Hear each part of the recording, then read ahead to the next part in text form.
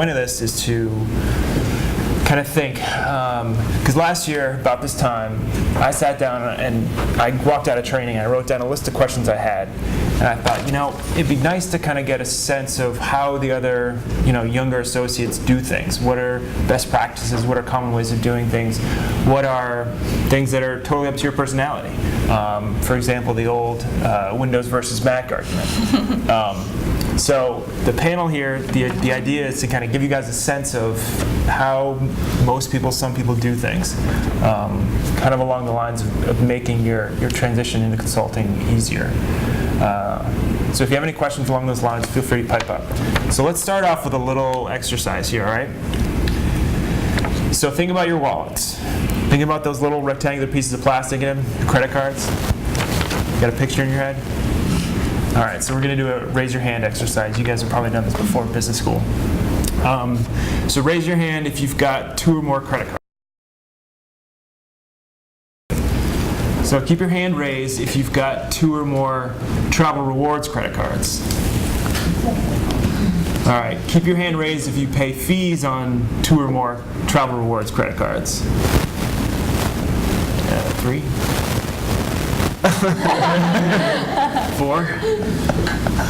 All right. Do 4. 2, 3, or 4. So that gives you a picture, right? Most of us pay fees on our credit cards. We get a lot of travel rewards points. That's one of the kind of day-to-day things that happens with credit cards, I guess. So let's kind of run down the row here. Talk about your credit card strategy, any issues you've had with expenses. Yeah. Talk about expenses for a little bit. So, question, how do you handle your credit card strategy? And after the yearly summit, we decide that, for me personally, I like to keep it simple. I have the Platinum card, which Scott Madden helps pay for, but the real reason it's nice is through Concur, it'll pre-populate all your expenses as you go through. And for Uber and Delta, Marriott, like kind of your standard travel, they have a receipt too. So it kind of all just shows up and then you send it off. So that one's really nice, and I think it's like $400. And then I have a Delta Gold card as well for the flights. So I have the Silver Amex or the Platinum Amex through Scott Madden. I do like it because you get the $100 credit on flights. So drinks are actually, if you want to get someone into the lounge, you can charge that to the card. And the lounge access. And I've been to the lounge more times than I can count on these hands this year. So I think that's worth the Delta lounge access, just for the access alone, really. I don't use it at all. I only use my Delta Amex because I want all of the Sky Miles. So just every dollar I spend, if it's work or personal, I put on that card to get the miles, and it's working. I've accrued quite a few since I've been here. And then I also have a USAA card. It's not like who I bank with even, it's just to get around the ATM, like international fees. So.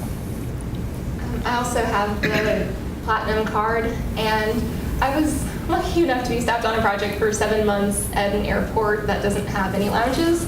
So I haven't really benefited too much from that. I'm probably not recouping how much money I spent on it, but there are some perks. I charged all my hotels to it, and that definitely added up. And with the points, you can buy like gifts and everything. So for like every wedding I've been to since starting, I've just bought it with points. So I highly recommend that. And I also have the Gold Amex.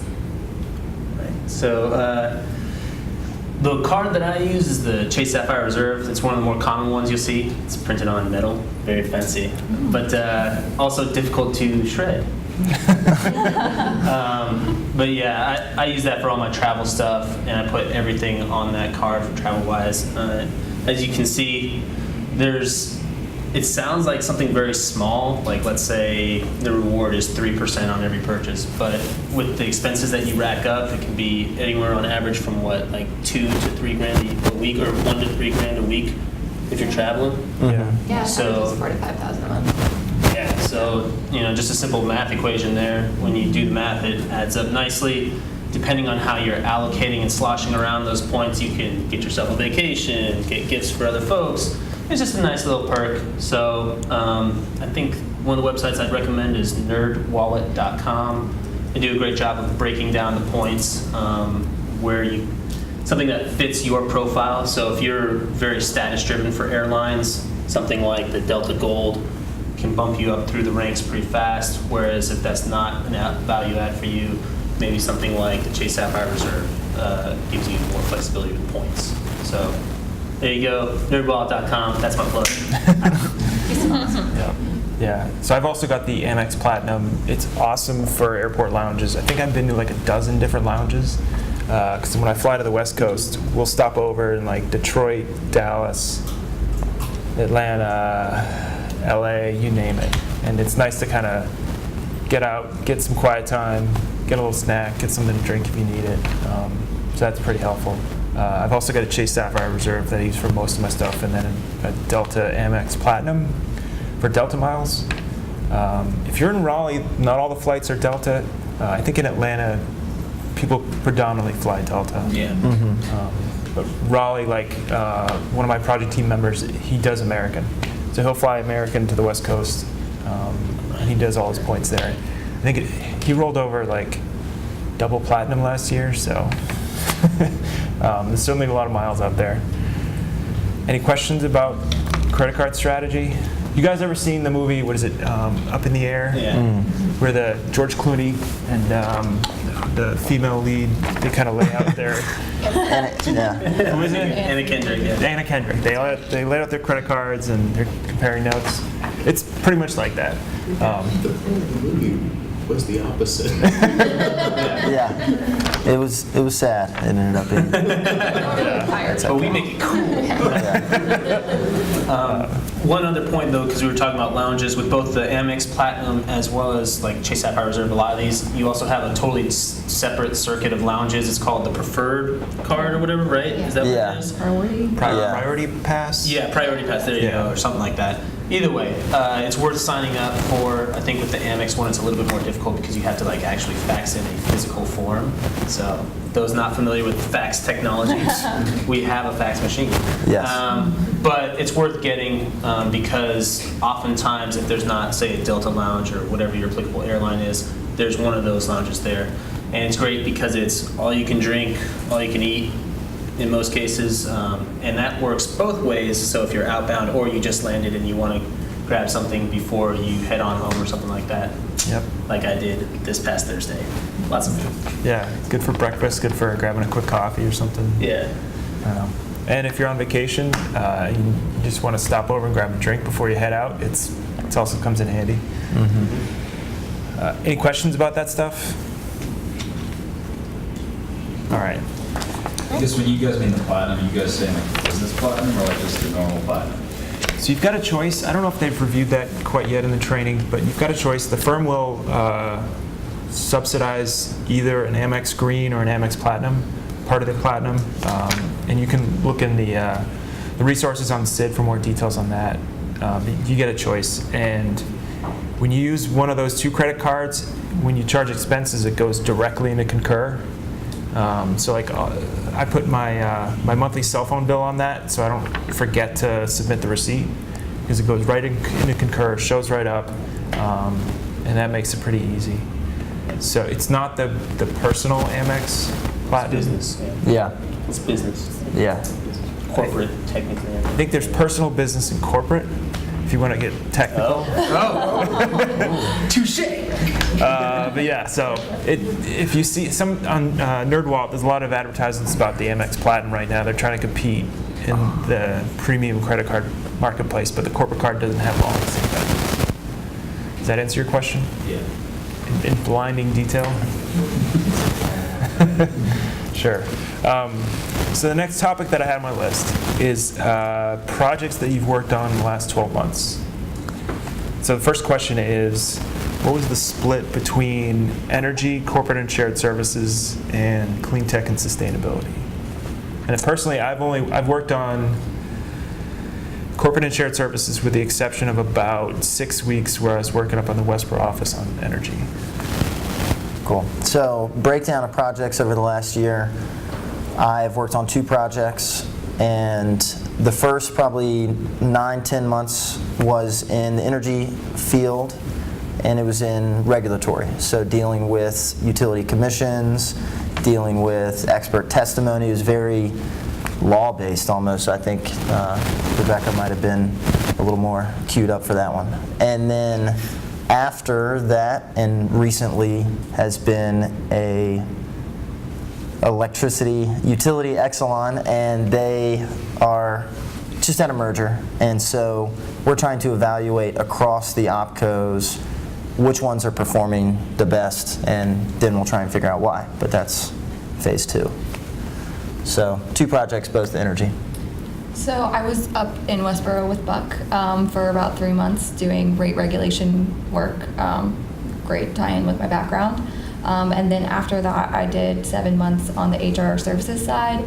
My first kind of project with them was policy, HR policy work. And then I was doing some customer service training. So more on the HR services side.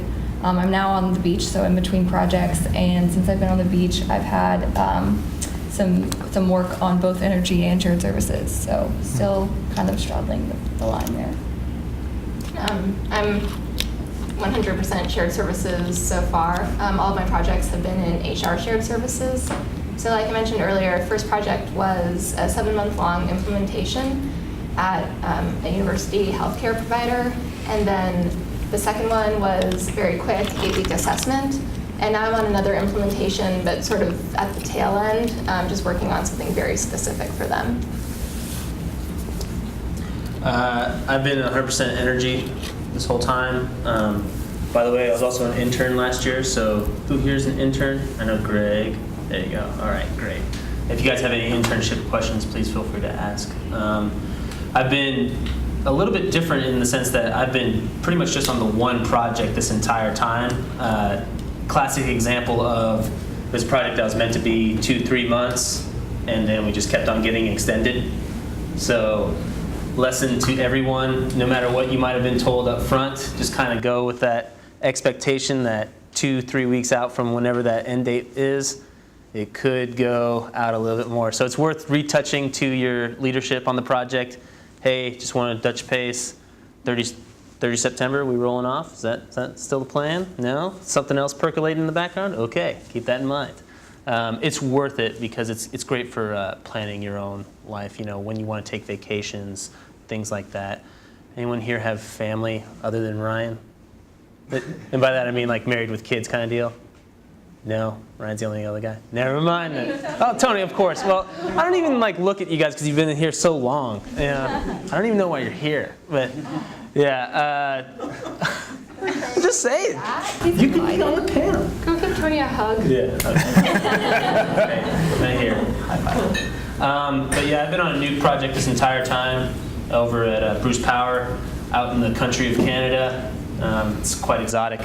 But again, if you ever find yourself kind of outside your depth there, or at least what you think you're outside your depth, please let me know because my particular project is sounds pretty technical in nature. It's about implementing emergency software for a nuclear power plant. This is for when stuff goes bad. And I spend a lot of time talking with people with PhDs in physics and oh my gosh, you have no idea. Either people are really hyper-technical in the IT realm or really hyper-technical in the nuclear realm. And so I focus mostly on our core skills, right?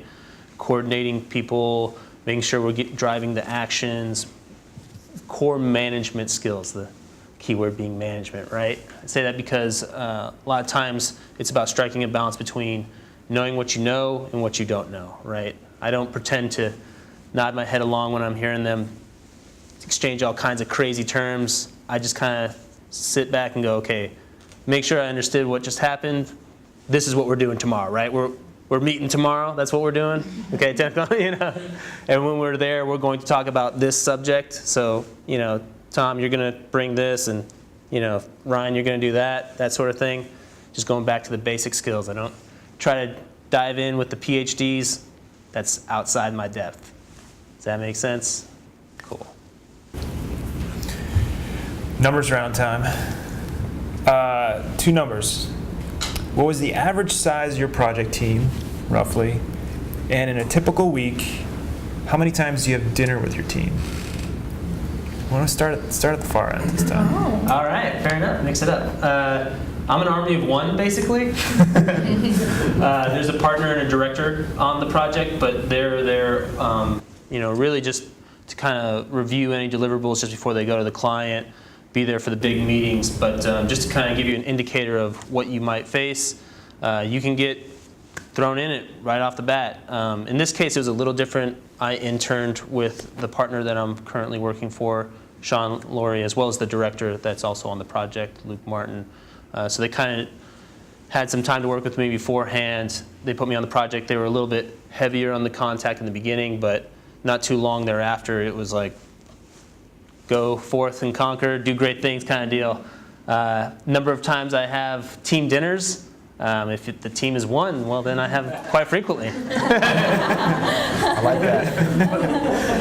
But it's just, I think having worked on both team projects as well as, and by team projects I mean fully staffed projects with 5 folks traveling to the site every week kind of deal. I did some of those during my internship. Having seen both of those, each has their own pluses and minuses. I think one of the best things about working on a team is you get to observe both peers, superiors, et cetera, their kind of skill sets, absorb what they have going on. And then one of the advantages of working mostly solo is it's great for confidence building. One of the other perks is obviously your schedule is outside the client, that is essentially your own schedule. So you're just driving it. Pretty different experience for me. My teams have been larger, around 4 people, not including the partners, and there's been 2 partners on each of my projects. So when I was traveling to Richmond, I had dinner with at least one member of my team, at least once or twice a week usually. And we'd also do stuff like I went with my manager to personal training all the time because he found a personal trainer. And then for my next project, which was local, Ryan was on my project, so we went out to dinner a few times with the whole team, but when it's local, it's, people just want to get home. And for my current project, I'm on a team technically, but I'm not really traveling for the project, and I'm just kind of on my own work stream and just floating out there, so it kind of feels like I'm by myself for this one. So team dinners every night for me. So my first project had 3 members. It was me, a manager, and a partner. My second project had 7, and then my third project had 13. So I guess my average is 8. So the first 2 being in Westboro, everyone except for me and Hank, who's not here, another associate, were local. So Hank and I and Buck, who was on a different project, would get team dinners maybe once a week. Yeah. Less options up there. Not a lot of options. And then for Ahold, the grocery store I worked with, so there were 13 of us, which is large teams, but we were kind of scattered across 4 corporate offices in 4 different cities. So it wasn't very often that we were all 13 in one town, one city, although it did happen a few times, and we definitely went out on those occasions. It also kind of split up by who was staying at what hotels, because some of us would stay in town, someone would stay in Harrisburg, which is a bigger town. And then it also often divided out by work streams, so like me and my manager and a couple other people would get dinner, so it would be smaller groups, usually like 4 people, but typically once a week.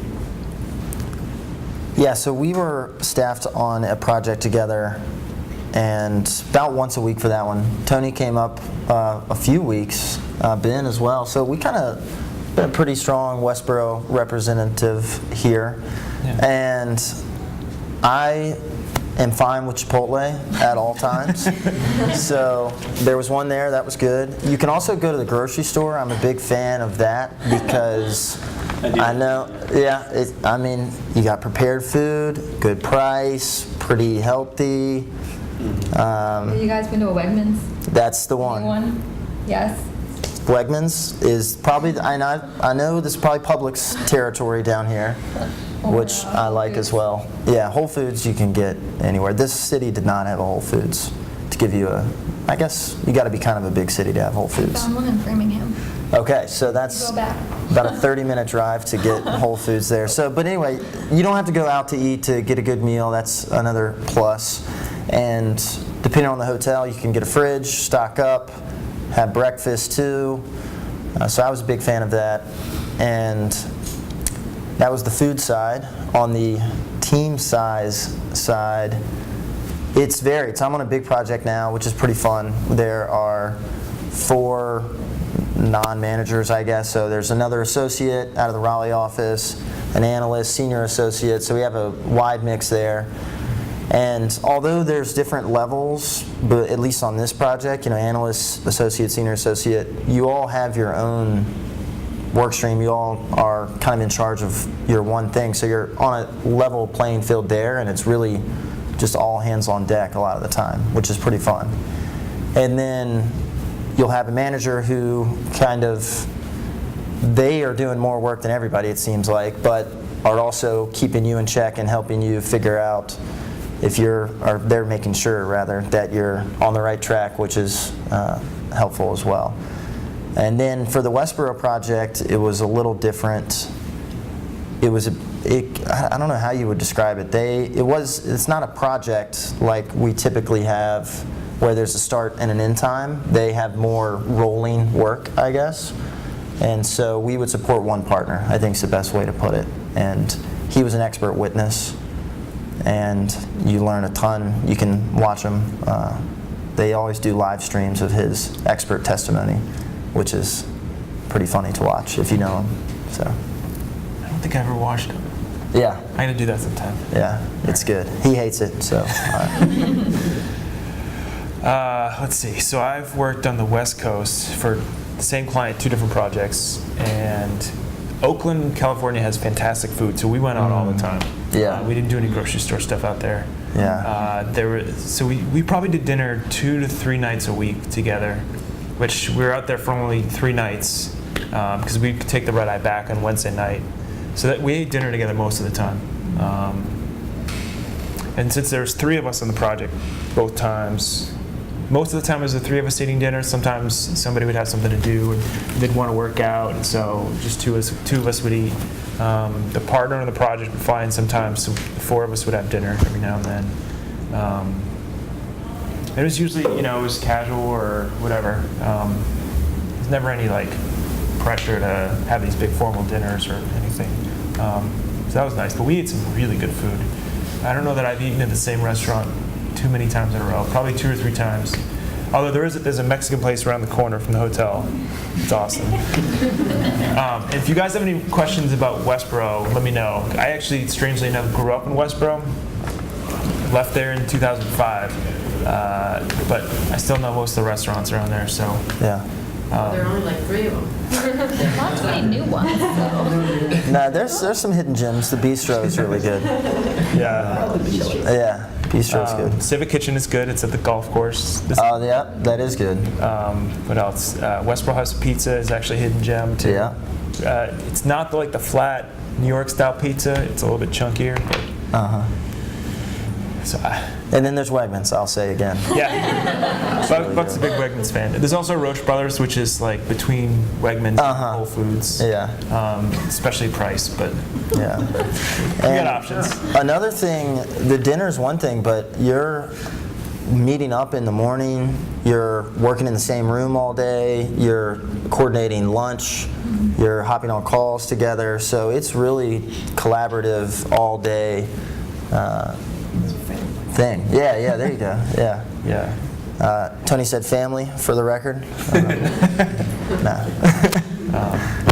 But it's true. It really is very collaborative. And I've never felt pressure to eat with people. If I wanted to go for a run, I'd be like, hey guys, I'm going for a run tonight. I'll get dinner on my own, whatever. Never a problem. On the other hand, I could be like, hey guys, I heard about this fried chicken restaurant. You guys want to check it out? We go try it out. So it's family oriented. It's really comfortable in my experience, but it sounds like that's pretty common. Do you guys ever feel like you had to go to dinner at all? Not you. Maybe. Me, myself is kind of particular about certain things. You know, I can kind of go with the wind kind of deal. Or else we would kind of talk about it every evening, like when we're about wrapping things up, or say, do you guys want to do team dinner this week? Okay, like what days work for you? And someone would say, oh, like my travel plans are a little different, or I'm going to work out this day or whatever, and we'd like kind of come to a consensus on which day we wanted it to be. But so flexible, and you could always back up if you want to. But, Yeah, the odds of having a team dinner were pretty much dependent on people's workout schedules, pretty much. I work out in the morning, so I'm always up for dinner like early, and then some people be like, oh, I can't go until 8, so that's usually when we wouldn't do team dinner. yeah, with the larger group, I was like, okay, who are the early morning workouts versus like the afternoon or the after work workouts, so we can be on 2 different dinner shifts. All right. So did that raise any questions in your mind?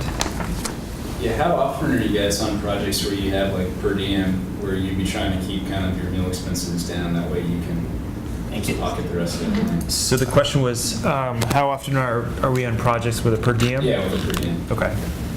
I've never had a per diem. Okay. It's always been actuals. Oh, really?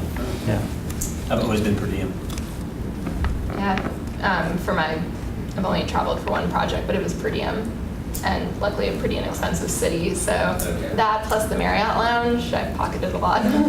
Marriott Lounge is clutch, by the way. So key. Yeah. So Westboro is actual, so I didn't have per diem there. Ahold was per diem, and it was I was traveling to a small town, so there weren't a lot of restaurants. So I ate at the Marriott Lounge before and after, usually for dinner too, and then I'd spend like $5 to $10 at the cafeteria for lunch. So I pocketed quite a bit. Jennifer, I hope you Yeah, wipe this out of the camera.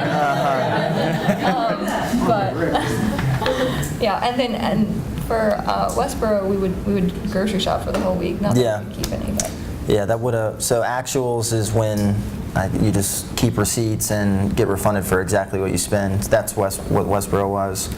I'm on per diem now, and it is pretty nice. It's definitely a plus. But sometimes, you know, you might have to get delivery. It's not as much money as it seems on paper. I'll say that. Like, sometimes I look back and I think, how did I spend that much money? yeah. It's true. I've spent Yeah. like the entire per diem on a single meal before. Yeah, you but get it coffee, averages out. adds up. For the week? No, For the day. just for the day. Oh, yeah. A little more. Yeah. Per diem. Yeah, no, you've got to average it. Yeah, it's like if you want a few more glasses of wine, then sometimes you spend more. To that point, treat yourself, right? Yeah. I say that because life on the road, it can get long if you're doing it week in, week out, right? And there's always that temptation to pocket a few clams, that's fine. But if there's something you want and it's within your budget, just go ahead and do it. The reason why is because, you know, when you look at the long haul of it, it can do a lot for your morale when you're on the road. Like, all right, there's something to look forward to tonight. Whereas if you're trying to scrimp pennies and, you know, it's going to be a protein bar tonight. Yeah. Pocket it, $8.50, you know? So it's just kind of, by all means, do whatever cranks your tractor kind of deal, but also from time to time, treat yourself. And sometimes you can. Sometimes you can treat yourself in other ways too. There was one time in Richmond, the NASCAR people were in town, so we couldn't get into any of the Marriotts. So the client had a rate at the fanciest hotel in town. So we stayed there for a week, and it was magical. It was like the best place ever. And the week before Christmas, we weren't supposed to be traveling, but we needed a few people up in Richmond. So me and the senior analyst on my project went up there. And we were like, well, since we're traveling the week before Christmas and we thought we didn't have to, can we stay at the Jefferson again? And they let us, so that was awesome. Never be afraid to ask for a fancy hotel every once in a while. I was going to say it's worth it to treat yourself if you're going on a team dinner. Like, spend the time, you know, have some glasses of wine, like, really get to know your coworkers, because then that just makes the days go by more smoothly. Like, You got some inside jokes backed up, Oh. you know, like, I just think the more you can get to know the people you're working with, the better. Definitely. For sure. Any other questions? How do you get access to the Marriott Lounge? There you go. You have to have gold first. Adult status, yeah. So if you have any SPG status, they'll match that too. So that's how I luckily got access pretty early on. They actually didn't tell me about the lounge for like 3 months anyway, so. So my manager would give me an extra room key so that I could get in. And then I did the Marriott Challenge. So are you guys all familiar? So if you can email Marriott and say, I've heard about this challenge. They basically give you 3 weeks or 3 months and you have to stay, 10 times? It changes per status, so it's 6 for gold, and that's stays, not nights. Okay, yeah. And then it's 10 stays for platinum. Yeah, so, but you can only do one per year. So I did the Yeah. gold, next year I'll do the platinum. And it stays, so it means some people game the system by checking into a hotel, checking out the next night, checking in somewhere else, checking out. So you could get it in 2 weeks of travel if you just check in and out. I didn't have a lot of options in Carlisle, Pennsylvania, which is where I was traveling. So I just, I got it within the 3 months easily, but I just did 3 nights a stay. And every hotel every hotel chain has a challenge system. So one of the easiest ways is give them a call, and if you just tell the representative I'd like to challenge, they'll know exactly what that means, and they'll break it down for you. They also can have various promotions, like Marriott throughout the summer right now has an automatic gold challenge, which is great because you can upgrade your status and then save your challenge for platinum. So, Oh, man. yeah, I know, right? It's pretty sick. So you get the gold, then you say challenge for platinum, and those statuses can make a pretty big difference because you get automatic room upgrades, you get the lounge access, which is great meals, free drinks, that sort of deal around the clock. And with Hilton, I got gold status just from having the corporate platinum, but you have to fill out some paperwork. Yeah. But it comes with the card, you just have to fill out paperwork. With that one, I noticed that you have to request an upgrade. So when you check in, just say, is an upgrade available? And then a lot of times they'll put you on the executive level with the lounge access. Elizabeth, I saw you shaking your head earlier. Did that clarify what a challenge is? I don't mean to call you out. Oh, no, it's fine. This whole thing is just.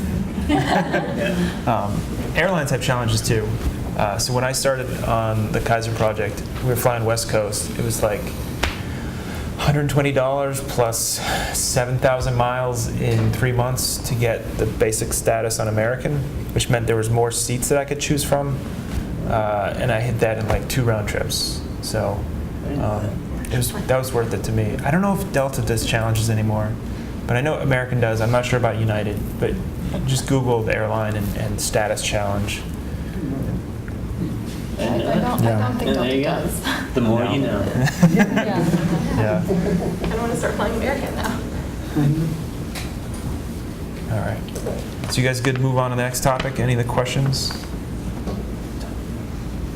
Okay. Some of you guys look like this is all just new and just you're all absorbing everything. So if you think of something in half an hour that you meant to ask an hour ago, just raise your hand. We can always jump back and forth. All right, so let's talk about computers a little bit. 2 questions. Do you use a PC or Mac? And we're going to start with the ladies this time. Do you use a PC or Mac? And in your opinion, when you're purchasing a laptop, which you guys are probably going to do in the near future, I see a new one over there under the table. When you're purchasing a laptop, what's the most important feature and why? Okay, so I have a Mac, and I've gotten feedback from both sides. So my Westboro partner, he had a PC, and he liked to give me all this heat. Like, he probably made a joke at least once a week about it. But then on my project with Ahold, I had a Mac, and my manager had a Mac as well, and actually my director as well. So there's one guy on the team who had a PC. So the 3 of us made jokes with him. So either way you go, like, someone's going to have the other one and they're going to tease you about it. But it's really not a big deal. I have parallels, so I can jump back and forth from Mac to PC. I try not to, just because it freezes up my computer if I do that. So usually what I do is I'll work off of the Mac side, and then before I send it to someone with a PC, I'll jump into Parallels and make sure that everything looks the same, because sometimes there are some formatting glitches or something that'll happen with that. And the reason I love my Mac is I just feel like it's so much faster. I believe it. If you believe, you can achieve. I have a PC, and I'd say the most important features for me, as stupid as this sounds, was I wanted something light that would fit in my purse. So that is why I picked the computer that I did. And I also wanted to make sure it didn't have a record of crashing when lots of Excel, tabs were open. So those were really the two things that I considered. Corey's much more technically capable than I am, so if you have any questions about my computer, he has the same one that I do. Only his is fancier, so I'd advise asking him. With regards to Mac versus PC, I did Mac on my internship. Little horror story, if you will. Oh, Not wow. that Macs aren't great. But no, I had a problem where other folks on my team were PC. There's a lot of going back and forth because it was basically the run-up to the final deliverable. And just about had a mini stroke because basically there was some sort of saving error when it was converting it, and it was a hard fail on the file. Now, luckily, after I got my vision to come back after my little panic attack, I was able to back it out and, ultimately get it together. But your computer, every time it goes from Mac to PC, is switching some things. And I say that because a lot of the files that we're doing, be it PowerPoint, Excel, whatever, are more elaborate than your standard vanilla PowerPoint deck, Excel file, whatever. There's a lot of stuff, especially if you're talking about Excel sheets, macros and stuff being embedded. Things can go wrong. So just word of caution, if you do use it, by all means, just save versions. Great habit, constantly save, periodically save it at a different time. In this particular case, there were so many versions floating around, I was saving it with the date and the exact time, 30 September at 2:15 p.m. kind of deal. Because there's just that much version control going around. Little pro tip, if you will, I highly recommend enrolling in some sort of a cloud-based backup service for your computer. Be that CrashPlan is one, Carbonite is another. I say that because while the firm does have a backup service, the U-Drive, I think it is, you have to be on the Wi-Fi system, I think, at the office in order to access it. So this kind of goes with you. Very useful. I've had a couple of computer crashes due to Carolina's IT. But CrashPlan is the service I used, and it saved my bacon a couple times because it's constantly updating in the background. So while it was a minor inconvenience, I was able to access those files from other computers even. It doesn't need to be the same one. It's very easy to pull across. As far as the features are concerned, if you want to have a chat, I'm more than happy to talk to you about it. I think it really boils down to what's important to you, right? So more performance usually equals bigger size, right? 15-inch laptops have the most power behind them, but at the same time, you lose the pursability, if that's a word, of a laptop. You see the standard go-to, the Lenovo ThinkPad, always a classic, right? See that all over the place. And for good reason, very reliable. But whatever one you go with, I do recommend getting the premium warranty service for whatever that manufacturer is. I think you can attest to the value of something like that. I use it as well. I say that because if you're stuck, let's say you got a Dell like I did, right? You have the standard warranty package. Yeah, sure, they'll fix it for you in 7 to 14 business days. That's a lifetime in our work, right? Unless you have a backup computer that you can make do with. Whereas if you have the premium service, they'll do an on-site visit. So every good carpenter needs a good hammer, right? Your hammer is your laptop. So invest in it accordingly. It is kind of your livelihood. Yeah, I have a Lenovo. I think PC is the way to go, for sure. And Mac's good too, honestly. I just have been on an Excel-based project, and I think you would just end up running parallels, is what it boils down to. I thought that size, I think I messed up a little bit, honestly, and my laptop is massive. Like, You got a 17-inch, right? yeah, it's got like the number pad on the side. It's so big. But that comes in handy is sometimes, you know, for taxes. And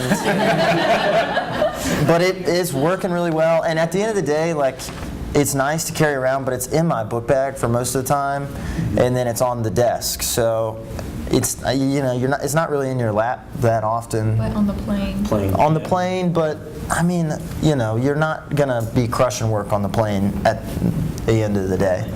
Well, the 17-inch, I think it's crushing you. Yeah. So I don't know. I'm trying to defend it now, but I think there's a max on the price, right? 2,500, I think. I think you should max it out, basically, because buy the nicest one you can. You're gonna have to keep it for a while, Treat yourself. and it'll pay off for sure. Yeah. So I think, I was going to say, I feel like there's a difference, like most of the energy side uses PCs and most of the shared services, well, not most, but a healthy percentage use Mac, I'd say. Yeah. I've also noticed that more partners use Macs percentage-wise than associates who I think so. I would agree with that, yeah. I'm looking at Jennifer because Yeah, I think so. I wonder. Yeah. Yeah. It's when you graduate. On the client site and what the client uses, has that impacted Apple versus PC? So Your usage? the question was on the client side, does what the client uses affect your choice of Mac or PC? Is that right? Not your choice, because you've already chosen, but the use back and forth with documents, that sort of thing. Does it affect the usage? Efficiency. The clients that I've worked with use Windows, and it hasn't really affected. I mean, if we can exchange files within the team, then the client is happy. They don't have a preference. Yeah, I think the default there would be PC, but I haven't run into any issues. I've been with a client who they didn't have laptops, they only had desktops. So when we would have meetings, we'd have to print out everything. So, I mean, that's not a Mac or PC thing, but something to think about.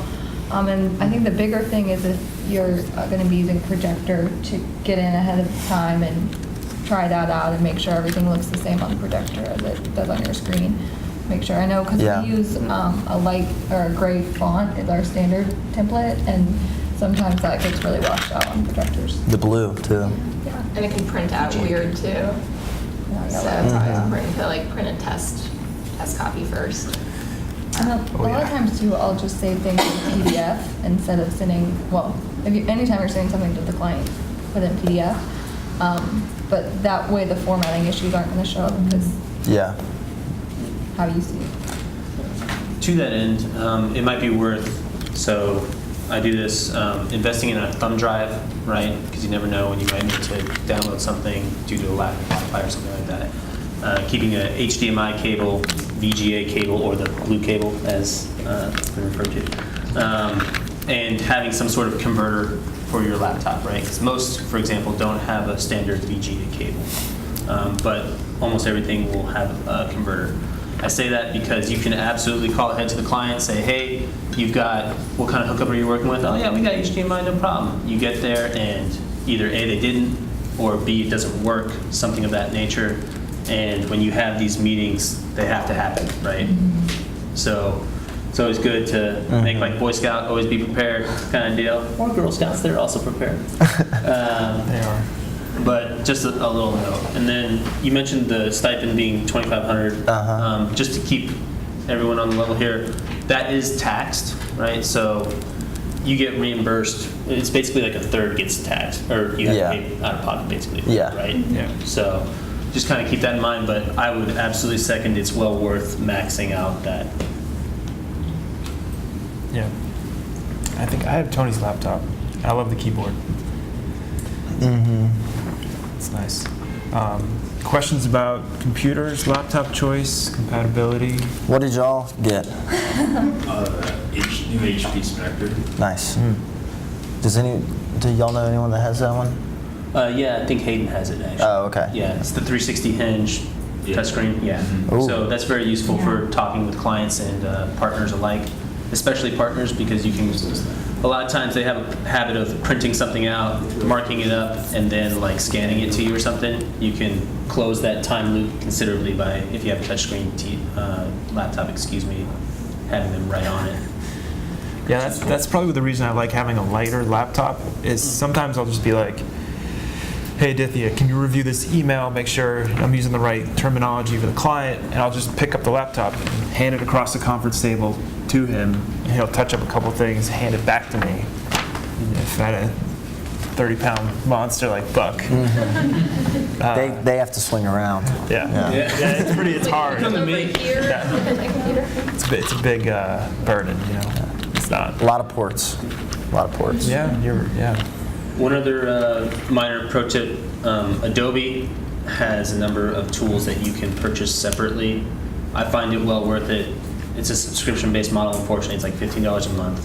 But you get tools like conversion, right, from PDF to Word, which can be clutch because it has a really good scanning feature. If, say, a client scans a bunch of files, sends them to you, that can be pretty miserable to do something like keyword search. But if you have this tool, it does a pretty accurate job of converting it into a Word doc. Maybe some of the finer headers and stuff like that don't work, but otherwise the main content is there, which can save you hours of work on your own. So what I like to do is just, when I have those couple incidences, send them to Corey. And A lot of people send them to me, I'm not gonna lie. Convert it, Yeah. send it back. Yeah, I get my fair share of those emails, but in the event I am indisposed at the moment, you can do it yourself. I say that because they intentionally roll a lot of these standard tools into this suite to force people to pay.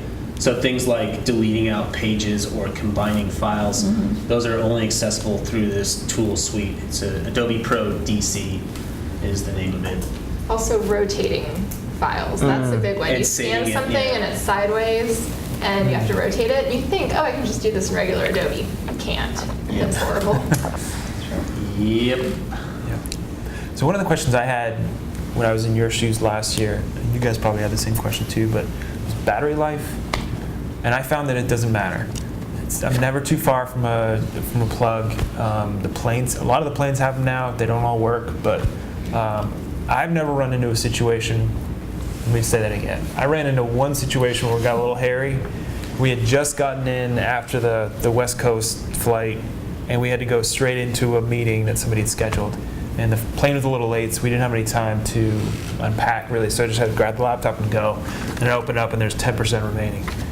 Other than that, everything's been fine. And that was like a 6-hour flight. So, do you guys ever run into situations where you run out of battery? Yeah. And you can always buy an external battery pack as well. Those are plentiful on Amazon. You ever see anybody using them? I do. Oh, Yeah, okay. because I have a short, unfortunately, I have like a 4 to 5 hour laptop battery because it's a beast, you know. Okay. I candied it out with all the specs so that dramatically lessens the consumption, the power. Yeah. But yeah, you can just buy a power pack. The only thing is make sure that it matches with your amps and voltage for your particular laptop. Otherwise, you can burn out your laptop pretty fast. Just a little pro tip. I will gladly talk computers to any one of you. Big computer, it's like 15-hour battery. No big deal. Nice. Sometimes I forget to charge my computer because it has such a long battery that I'm like, Yeah. that's good. And then you Yeah. get 10%, you're like, oh, right, because it's been a day. Double-edged sword. Yeah, I've forgotten my charger and gotten through an entire day without needing it. So that's nice. Yeah. To that point, I think it's worth buying an extra power adapter for Oh, your yeah. computer and just having it packed in your One in your luggage backpack. suitcase, one in your desk. Yeah, that's what I do, too. I had to have a turn the Uber around moment in Richmond once. Yeah. We were like halfway to the airport. I was like, sorry, gotta go back. Yeah. usually $50 to $60. Treat yourself. If you get nothing from me. Any other questions along those lines? Concerns? I'll add that I see sometimes people have like an extra monitor. Well, Oh, yeah. you have an extra one at your desk, which is nice. Mm-hmm. In Atlanta, sometimes people will buy one leaving their desk, and some people bring like tablets when they're traveling and set those up. Because it's, I mean, especially if you're going back and forth from Excel and PowerPoint, it's nice to have an extra screen. I don't, but might be near future for myself. I'm a big second monitor guy. You have ones that are USB powered as well, completely portable. So, you know, in case you're interested, ASUS makes pretty good portable monitors. I have prize for all this. I do. Shameless. Along All these plugs. Along those lines, I heard the same thing last year, and there's two basically popular ones. There's the ASUS, and then I got this AOC one. It was $99. I was like, oh, great. But it's pretty bad. So I would get the ASUS if you get one, and it's pretty awesome to have a second monitor.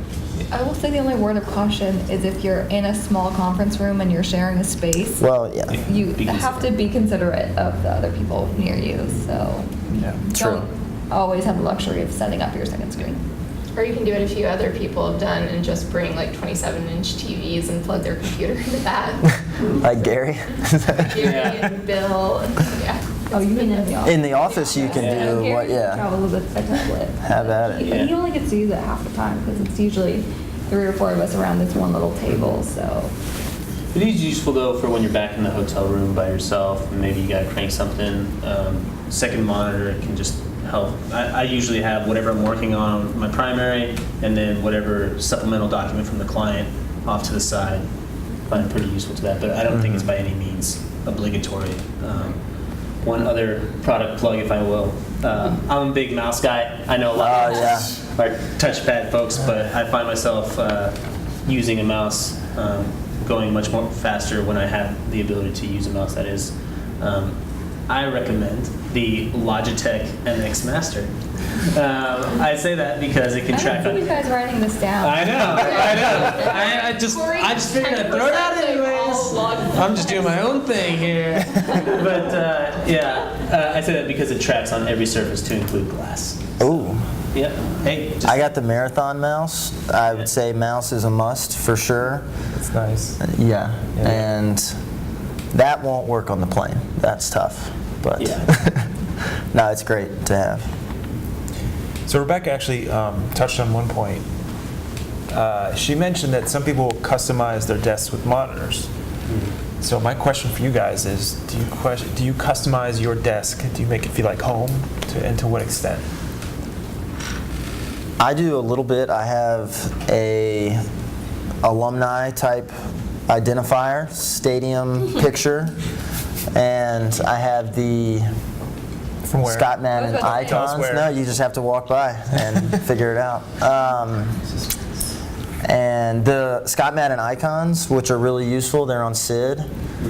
So I got the grid printed out, and then I have this map of a utility grid to like just kind of because of energy, you know. But that doesn't mean anything. So just the South Carolina thing is nice. I actually have a stapler at my desk and some stickies.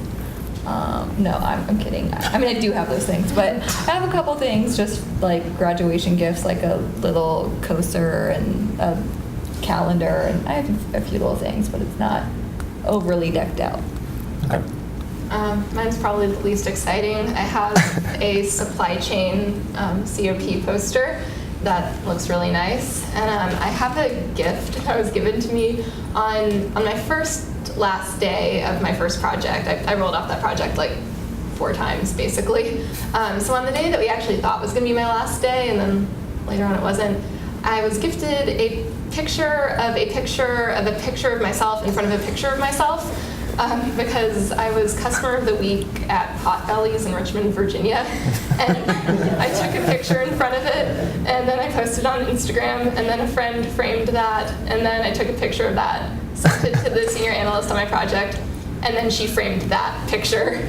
And then Hayden Overly, who you'll meet eventually, has a picture of me with that picture frame. So it'll be another iteration if anyone wants to, get me a birthday gift or something. So that's on my desk, and it's very weird. I get a lot of questions about it.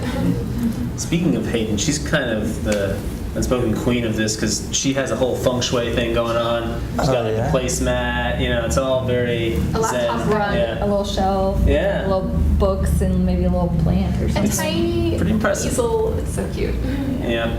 But I just got like technical stuff. Like I've got a huge monitor, a laptop stand, that sort of A lot thing. of people in our room have little trophies. So there's like Oh, a yeah. go-kart trophy. Scott Madden. I was pushed into presenting my half marathon medal. So that's on my desk. Oh yeah, that's true. I do have the 2014 Scott Madden Golf Championship trophy on my desk. I was not at Scott Madden in 2014, and I can assure you I would never win a golf championship. But I have a standing desk next to a manager who also has a standing desk, and he was utilizing both desks before I came along, and was like, I want a standing desk. So they gave me that one, and he left some of his stuff on there, kind of as a power move. He has like 4 monitors. He also has like 4 monitors. He literally has. It's the island of misfit monitors. It's just like whatever he could get his hands on. And it's interesting. One time a monitor was, well, not stolen, but someone took it from somebody who had left the firm. And there was an email about it that someone needed to return it. And this guy got so many messages, like, did you steal that monitor? Yeah. Yeah. We're all looking at you though. Yeah. Kind of a go-to. Yeah. I think my desk just has a whiteboard. And I'll write on it if I'm in the office where I'm going to lunch. So Oh. takeaway is we need to be a little bit more creative, bring in some more photos, put in a little effort. Well, we have toys in our section of the office. Okay. There's a manager who has an office in our cluster that we call the donut, because there's 12 of us. And there's also a big pole in the middle that symbolizes the donut hole. This isn't a Raleigh thing. In Atlanta, Looks like a they have- circle. they have That's what names for all the I don't know about rooms. the 12 part. I was like, wait, what? There are 12 of us. So It's just a one of the non-square managers room. has like catapults and stuff. We also have bobbleheads of retired partners in our office. Those are cool. Yeah. They have a lot of I worked cabinets. with one of those retired partners, so it was kind of cool. It's like, oh, you're the guy from the bobblehead. Did that bring up any questions? So many, probably. 20 bobbleheads. Yeah, I don't know that you should roll in your first day with like 3 boxes worth of stuff, but it sounds like there's generally a consensus that you can, make yourself at home. Go ahead. Along these lines, what about like packing essentials for the week when you're traveling? Good question. Maybe charger? So the question was, what are some packing essentials that you pack when you're on the road? Buck, you want to start? I kind of have a standard packing list. I pretty much bring the same thing every week across the board. A few of the same shirts and pants, and I just kind of rotate through them. You need clothes, yeah, you do need clothes. What else? Mini toiletries, gotta have. I think the main, you can't mess up the packing list. It's pretty. It's hard not to. So my biggest tip It's is to easy. decide that week if it's going to be a navy week or a black week, or if it's a gray week. But I just only pack things that match one or the other, because there have been times where I'll show up, I'm wearing black pants, a navy sweater, because I didn't pack another one, and like brown heels, and I'm just kind of like, what am I doing? Or I've worn like a red skirt with a red jacket. I didn't think that one through. So just decide ahead of time, like everything's gonna match one color or the other. And shampoo. Yeah, the shampoo does not tend to be of high quality where I've been staying. So definitely pack your own. Would you say you need to treat yourself? Say you need to treat yourself on the shampoo, because 1 week of that and my hair is just like, This is getting terrible. Yeah, I would say, I think everything's been touched on. Oh, don't pack like after the Super Bowl or something, because yeah, You you're might just forget a few things. Yeah, you might forget some stuff. That was an awkward week. And also, if you're planning on doing some alt travel and you're gonna be packing for like 2 weeks, at least for me, the first few times I did that, I realized that I couldn't remember what I'd worn the previous week, and I was like, did I wear this sweater already? So I probably wear the same thing 2 weeks in a row. So Did anybody care? Not a big deal. yeah, that's true. It's like I'm probably the only one who noticed, but if you're picky about that stuff like I am, I'd hang everything that I was going to wear the first week up in the closet at the hotel and take a picture of it, so that way I actually knew what I wore that week. Nice. And also it helps so you don't leave stuff in the hotel closet. You know what you had. I personally don't hang anything in fear that I will leave it in the closet, so I just take it in and out of my suitcase, which means that I only pack things that are wrinkle-free. And things that I'm most likely to forget are like workout clothes. Like I'll have everything but the sneakers, or like, you know, like 95% of what I need. So You can also keep sneakers at the hotel. I've done that before. So I know this is probably a given, but you never check your bag when you travel. Unless you're forced to. I just say it's worth saying that, but it's kind of like, and you guys see Meet the Parents, where he's like, you can pry this from my cold dead. It's kind of like that. You really don't want to check your bag, because especially if you're on a team, as soon as you land, people are going, right? And you don't want to be that guy that's like, yeah, I'm going to need to wait here at the carousel, because that's a good, 40 minutes or something like that. Yeah. So That's client or time worse, too. like I had a time Yeah. where my bag didn't make it, and then I had to go to the Target and pick out clothes for the week, or they sent it to me the next day. But the night I got home, I got to my hotel at like 1 a.m. I was like, oh, not worth it. So another pro tip as well, you don't really need to wait for your zone to be called. If you have no status, you just go up there, act confident, act like all the other folks, and just go ahead and board.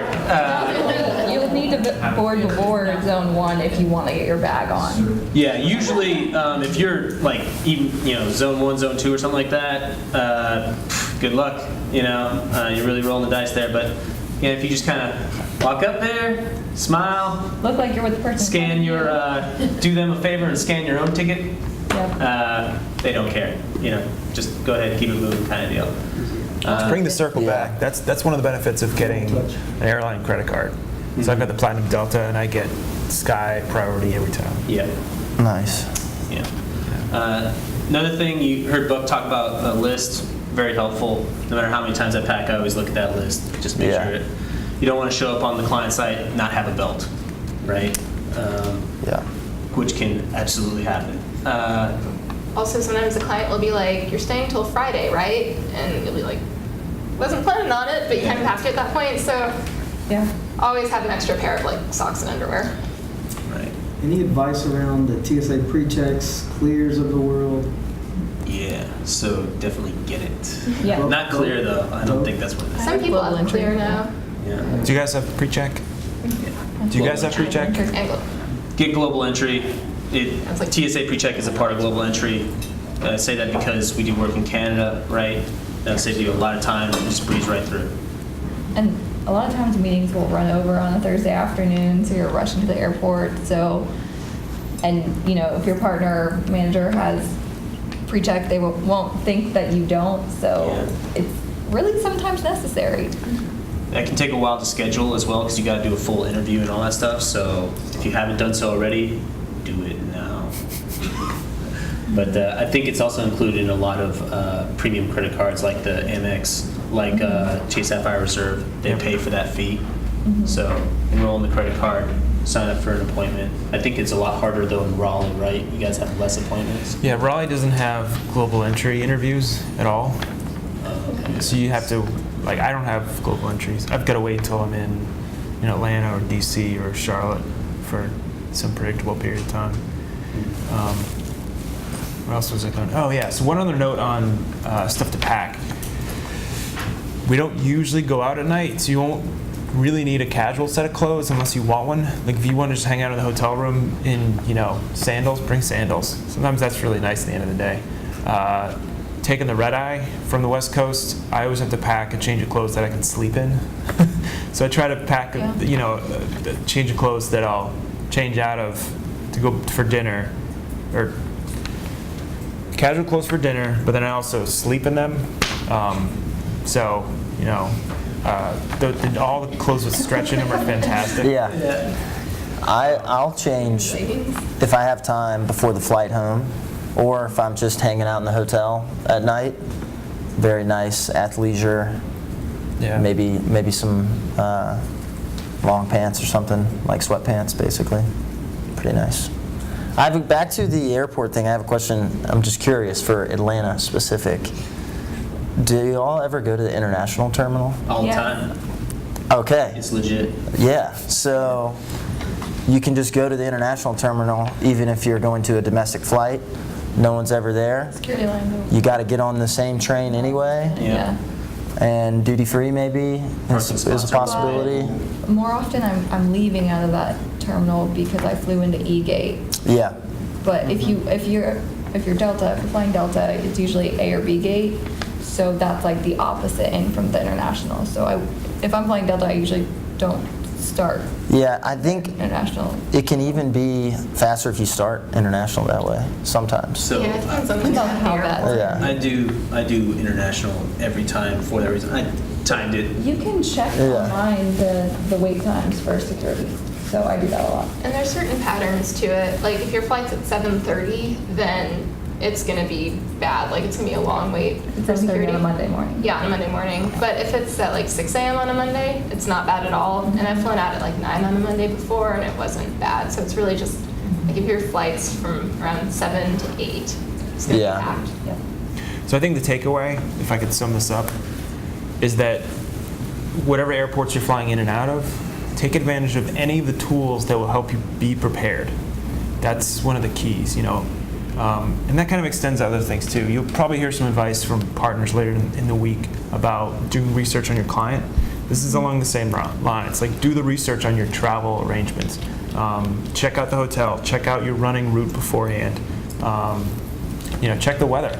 You might need an umbrella. Yeah. You don't know if you're going to Uber to the client site or if you're going to have a rental car or if you're going to walk. And if you're walking, you might be, kind of out of luck if the weather's bad. Bruce Power in February, totally different set of circumstances Yeah, it's way out there. It's like 3 hours away from the airport. in Canada. In Canada. Yeah. Yeah. And you- Countryside, farm territory kind of deal. You can get the email on Friday around lunchtime. Say, hey, you're getting staffed on Bruce Power next week. So maybe you need to run out to the store, grab a jacket or whatever. But it helps you just be prepared and take advantage of any tools that are at your disposal. And to that point, onboarding checklists are supposed to be a standard part of going on to any project. So if you don't get one, ask for one from your project leadership. That should have things like what hotel you're supposed to be staying at or the budget that you're supposed to be spending. Things, all the kind of basic needs to know, like attire. Is this a suit kind of place? Is this a business casual kind of place? Whatever it is, that's got some valuable info. And then, as I said, just checking with other folks on the project. Hey, what flight are you on? Especially if they're coming from the same office, it should basically be a given that you're all on the same flight, unless you have some sort of, conflicting travel plans where you're coming from San Francisco or something like that because you're visiting a significant other. Otherwise, everyone kind of travels together, stays together as much as possible, but not by any means obligatory. But it just makes things efficient, real efficient. Yeah. Yes, if you don't get one early on, ask for it. Ask for that onboarding checklist. Sometimes managers, partners forget, but Right. Yeah, actually, they kind of phrased it strangely when they told us about it last year. So I thought like everybody had to do an onboarding checklist. So I did one and sent it to my manager for my first project. And that's like a great way to win your manager over early on. It's like, this is great, thank you. So you can do that too.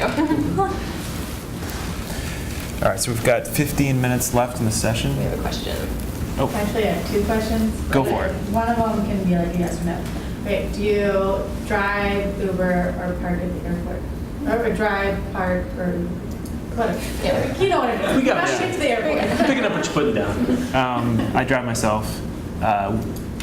Flying to Kaiser, we only travel Monday through Wednesday, so the parking works out to be a little bit cheaper, but I live out in Chapel Hill, which is like a half an hour ride. One of my other project team members lives 15 minutes away from the airport, and he Ubers every week.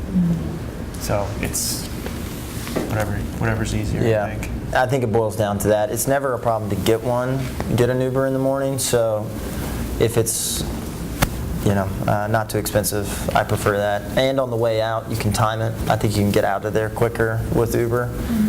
So Yeah, I agree. I use Uber. I think if you call the Uber basically as you're landing, that it's like Yeah. no wait at all versus trying to track down your car that you might or might not forget where it is.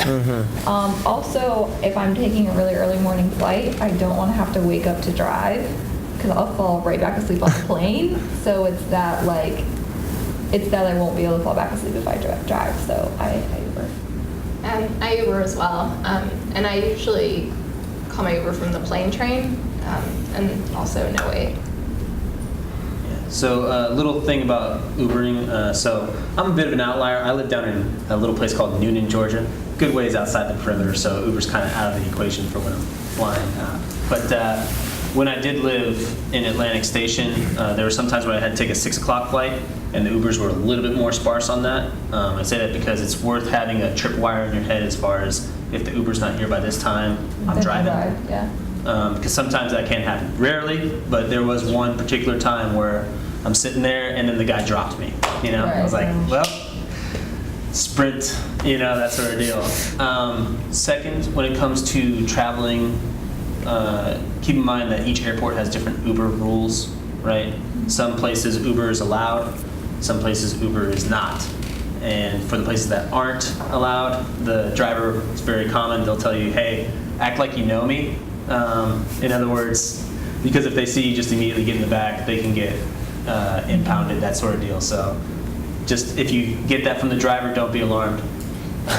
Second, yeah, I'm dead serious because when I first heard that, I was like, say again. He's like, act like you know me. I was like, what? What does that mean? Am I buying drugs? I don't want any drugs.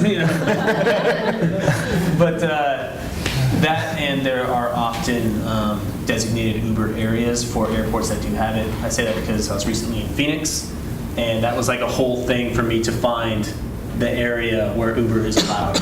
Oftentimes taxis have some way of exerting power, so they push Uber to the North 40 as far as where you can pick up. It's not super common, but it's not unheard of either. So just kind of keep that in mind. The other question I had was what luggage you use.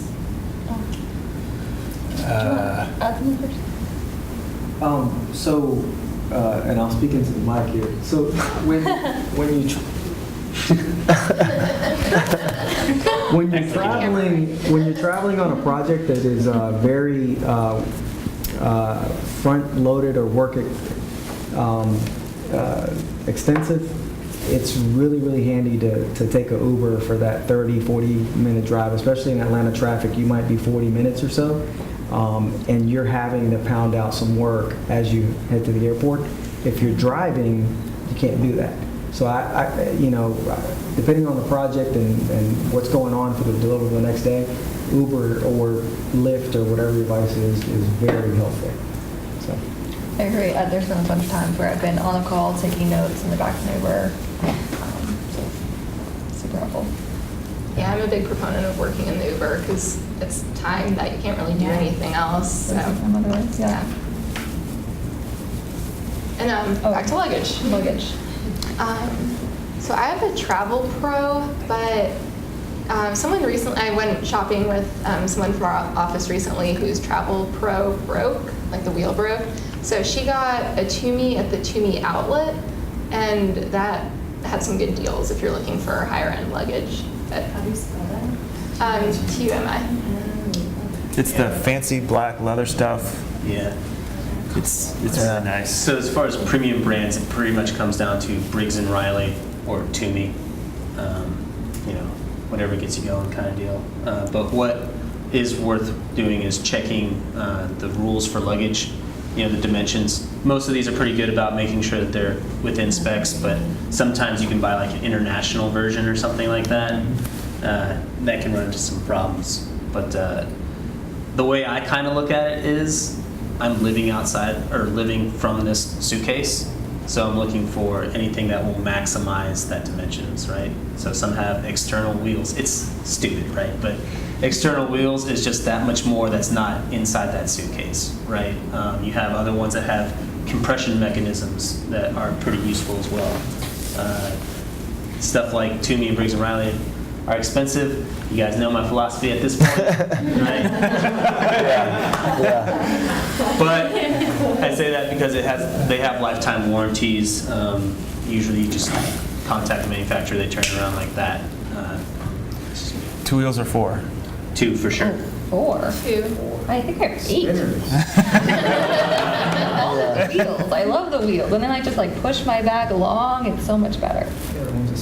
And then, yeah, the spinners, and then when you're going through like turnstiles, then it's so much easier with the wheels. You have so many more pivot capabilities. Yep. Yeah. Just in case you got to bust a move. Just lateral movement. All of the wheels. Do you guys follow that? So with 2 wheels, you just lean it over, you can just drag it. You can't really push it. With 4 wheels, you can push or pull. But And then it's flat, so I can put my purse on top of it and push all of it.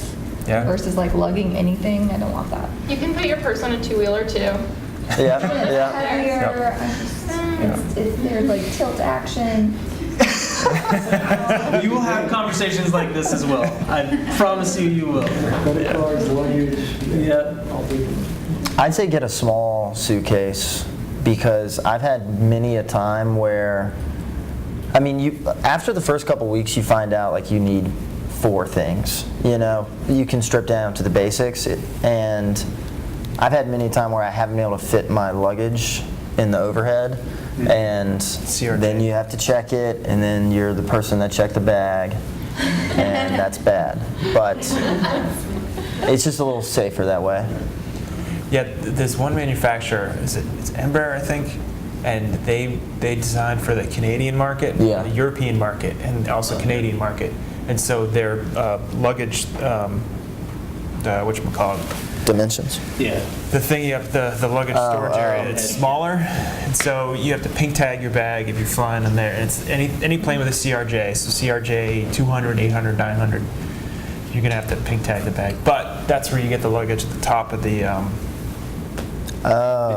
jetway. All right. Thanks, Corey. So that's not as bad. Yeah. I think also when it comes to fitting your bag in, it's worth getting the soft canvas type versus the hard type. I say that because flight attendants, they're only going to let you play with the overhead for so long before you're going to hear, sir, ma'am, you're going to need to check that. And you don't really want to get into a, no, I can make it happen. And you'll watch that happen. You will. You will see that I happen. disagree. So I have the hard case. Yeah. And I pack a blow dryer when I travel, maybe going back to the things that you pack, because some of the hotels, they're like ancient, or you have to call and ask, and it takes a couple hours for them to bring it up, and you're like, this time I'm already, at the client.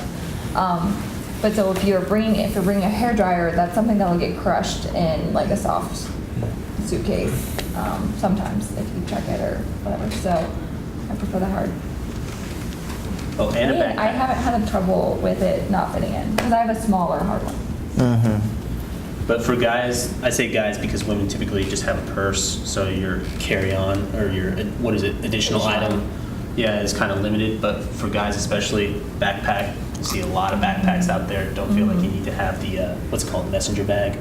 Satchel. Briefcase. Satchel, Briefcase. purse. Yeah, there it is. I was waiting for it. I have a pretty large backpack myself because that's just more stuff I can carry. I carry my own workout equipment, that sort of thing. So Yeah, and directors' partners have backpacks too. It's not Yeah. a big deal. Yeah. How big does your purse need to be? How big? Yeah. Is that a thing? Laptop size? Yeah, laptop size, and also big enough to hold like a water bottle and your laptop charger as well. So yeah, if you can find something that Big enough to put your holds much heels stuff. in when you go through security because those will go off. what goes on? The the heel, like the nail in your heel will go off in security. So I wear flats to the airport and then change later. And I just really hate to be barefoot in the airport, so I try to minimize that situation. Shoes are a space killer. Anytime you Yeah. wear shoes. Yeah. Guys have it easy with the Navy suit. Works with everything. There you go. Bam. Yeah, this is old reliable. Yeah.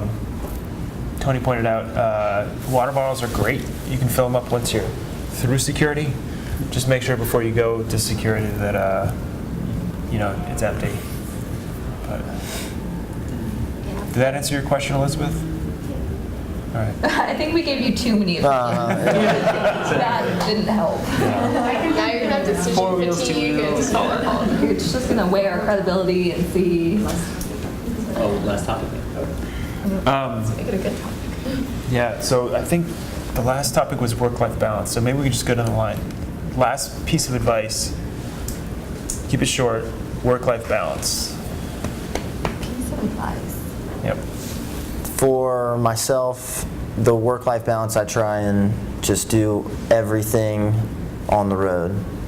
And just, you're away, that maybe you can call and catch up with family and friends, but you're not going to be, I think it's just a good time to get as much done as you can and then have more free time later. So really focus on those 4. And they're the most high impact days too, because you're together, you're at the client site, and everybody's working hard.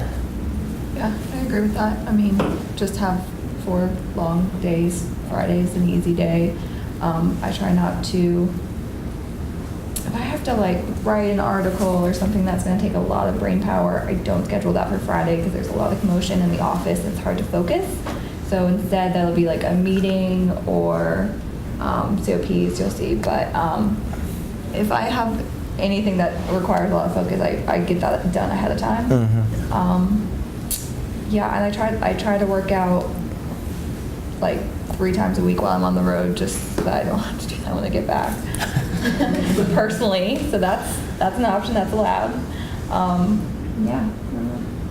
I'm a huge proponent of the morning workout because then if there's, a lot of extra work to do in the afternoon, then you're able to do it. I also think it keeps you focused throughout the day. So If you're sitting all day long, it's just you have to do something. I mean, I have Fitbit. Have you guys heard we have this Fitbit challenge? Yes? Oh. You've heard about it? Some of you haven't? Anyways, you get like $30 off or something your health insurance if you wear a Fitbit and get so many steps for 6 months. It's not tough, but a lot of people wear a Fitbit. How many people have Yeah. Fitbits? We all do. And so I'm looking at my steps all day, and it is a little depressing sometimes. So I try to hit the gym just to combat that feeling. Yeah. Also, the other piece of advice is sometimes if you're on like a particularly busy project and you do find yourself like working really late at night or over the weekend, you can find these pockets of time during the week where you think you're just waiting around for 10 minutes, and the Uber rides are definitely an example of that, where if you think about the aspects of your project that you need to get done and what you can like realistically accomplish in 10 minutes, and just do those things when you're waiting for someone to pack up or something like that, and you can actually find that you get a lot done by just adding that all together. Yeah. So I would say the best advocate for your work-life balance is yourself. I say that because the sooner that you can learn to communicate your needs to your project leadership, the better off you'll be. I understand, especially when you're starting out new, right? You don't want to be that person who maybe crosses some understood lines or whatever. I think you're just better just going off and saying, hey, look, this is, I'm thinking, what is this end of work day? They'll tell you. Almost always, like, yeah, hey, we typically arrive at one project I was on, we arrived at 7, we left at 7, and that was great for my own mental planning because now I know what I'm in for, rather than looking up, looking around, going back, Yeah. looking around, doing everything, Also, my partner knows that I really don't work on the weekends at all unless it's like an emergency. I have a family that's basically our time, do everything we can, crush it on the weekdays, but on the weekends, you know, unless it's like a flaming hot priority, that's me, you know, pushing my son on the swing kind of time, you know? So don't be afraid to advocate your needs to the partner because they're not mind readers. Help them out. And they're humans too. Like if you have something important going on and you need to be home, one of my project team members is closing on a new house. He's like, hey, I gotta be home on this Thursday, and we accommodated. Everybody, you know, we rearranged travel schedules and covered some phone calls, and it's not a problem. So I like Corey's advice, be your own advocate. Yeah, I had a director who said, I'm not checking emails on the weekends, so if you send them to me, that's fine, but I won't read them till Monday, so might as well wait. So that was nice. Great. Well, I appreciate you guys sticking around. I know it's been a long day. And as always, you know, feel free to reach out to us if you have any questions. We're happy to help out. For sure.